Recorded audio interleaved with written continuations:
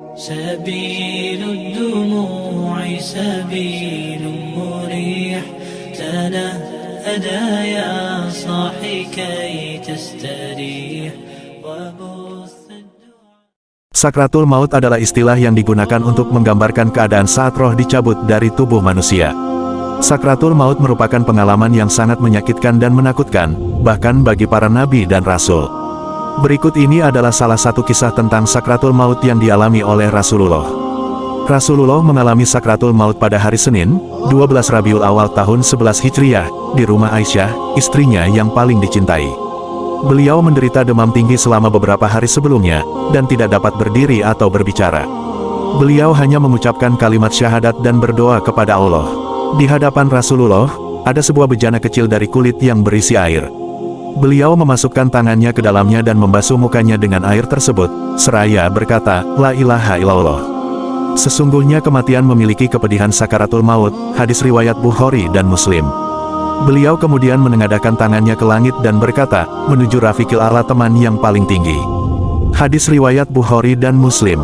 Maksud dari Rafiqil A'la adalah Allah, yang telah merindukan pertemuan dengan Rasulnya. Malaikat Jibril telah menyampaikan kabar ini kepada Rasulullah sebelumnya, ketika malaikat maut meminta izin untuk mencabut nyawanya.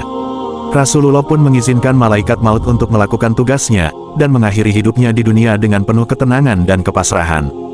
Dari Abu Hurairah, Rasulullah bersabda, sesungguhnya orang mukmin apabila berpindah dari dunia ke akhirat, turunlah kepadanya malaikat-malaikat yang putih wajah mereka seperti matahari.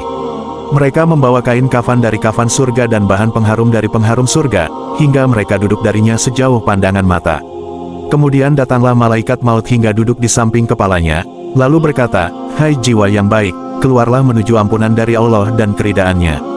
Maka keluarlah jiwa itu dengan mudah seperti tetesan air dari mulut bejana.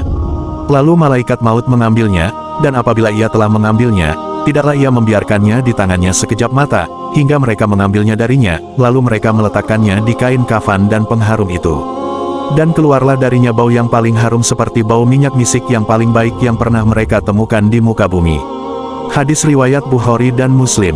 Semoga kita semua diberi kemudahan dan ketabahan saat menghadapi sakratul maut, dan diterima di sisi Allah dengan penuh rahmat dan ridha-Nya. Amin ya robbal alamin.